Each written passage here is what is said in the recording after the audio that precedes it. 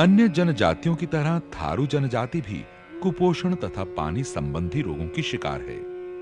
बेतहाशा शराब पीने की प्रथा के कारण इनमें लिवर संबंधी रोगों की भी भरमार है। आईटीडीपी के तहत जनजाति को स्वास्थ्य के प्रति जागरूक बनाने और चिकित्सा सुविधाएं मुहैया कराने के लिए विशेष अभियान चलाए गए। इन कार्यक्रमों में थारू जनजाति में व्याप्त अंधविश्वास को भी दूर करने पर जोर दिया गया। मुख्यतः जो है ये, चूंकि इनका जो भोजन होता है ना, उसमें न्यूट्रिटिव वैल्यू या जो पोषण प्रदान करने की क्षमता जो है वो कम है। इसके वजह से रक्त संबंधी, रक्त की कमी, एनीमिक, रक्ताल्पता जैसे संबंधी बीमारियां ज़्यादा हैं। अक्सर देखने में आया है कि बहुत से लोग, अब तो ऐसे कम हो रहे हैं, लेकिन फिर भी दारू पीने वालों की संख्या अधिक है, जिसके वजह से लीवर संबंधी भी परेशानी हो जाती हैं। और कोई इस तरह से देखा जाए कि संक्रामक रोग कोई इधर बहुत नहीं हुए हैं।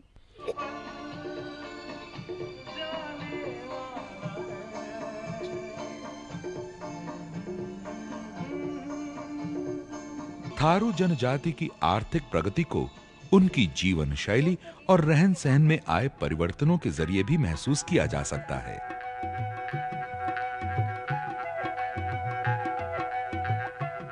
पक्के मकान, ट्रैक्टर, मोटरसाइकिल और टेलीविजन जैसी तमाम चीजों की मौजूदगी अब दूर दराज के थारू गांवों में आम बात हो गई है। जीवन स्तर में आए इस सुधार ने उनके परंपरागत पहनावे, बोलचाल और खानपान को पूरी तरह बदल दिया है। पहले तख्त कुर्सी नहीं थे हमारे घर में, अब तख्त भी हो गई, कुर्सी, स्टूल। और पहले कप गिलास नहीं थे, अब जग, कप, गिलास सभी कुछ हो गए हैं। और खान पान में भी अंतर आ गया है, क्योंकि पहले हम लोग कटोरी गिलास में नहीं मिर्चा देते थे, अब कटोरियों में मिर्चा, तेल में तल करके मिर्चा देते हैं कटोरी में रख करके। इतना अंतर आया है। पहले लहंगा पहनती थी, अब साड़ी लगा रही हैं, और जैसे कि ज़माने के अनुसार चल रही हैं।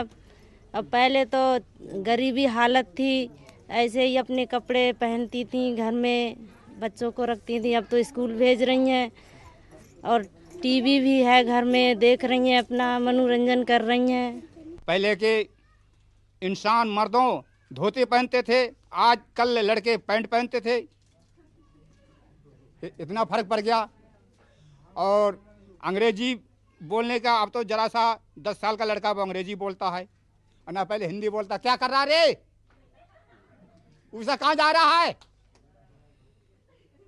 अब तो अरे बड़े भाई साहब यहाँ आइए, लल्ला यहाँ आइए, जितनी बोलचाल में भाषा बदल गई।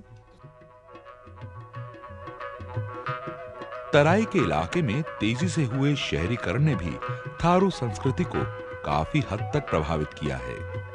थारू जनजाति की नई पीढ़ी अपनी परंपराओं से लगातार दूर होती जा रही है। आपसी विवाद सुलझाने के लिए परंपरागत थारू पंचायतों का आयोजन अब बीती बात बन चुका है। यही नहीं, तीज त्योहारों पर होने वाले पारंपरिक थारू लोक नृत्यों की लुप्त होती परंपरा थारू समुदाय के लिए एक चुनौती बन गई है। कुछ त्योहार ऐसे हैं जो पहले खेले जाते थे लेकिन अब नहीं मनाए जाते हैं, जैसे झिंझी हो गई और एक और है हन्ना हो गया। इस टाइप से पहले नाच का बहुत प्रचलन था। कोई त्योहार होता था हमारे यहाँ तो नाच जरूर होता था, मगर अब उस नाच का स्थान वीडियो ने ले लिया है। अब वो कोई भी त्योहार होता है, किसी बच्चा ही पैदा होता है या कुछ होता है तो वीडियो वगैरह ले आते हैं, पहले नाच होता था। आईटीडीपी के तहत संक्रमण काल से गुजर रही थारू जनजाति की सांस्कृतिक विरासत को सहेजने के प्रयास शुरू किए गए हैं। बहरहाल 2 दशकों पहले तक आर्थिक, सामाजिक और शैक्षणिक तौर पर बेहद पिछड़ेपन की शिकार रही थारू जनजाति ने नियोजित विकास का लाभ उठाते हुए अपनी आर्थिक स्थिति काफी हद तक सुधार ली है।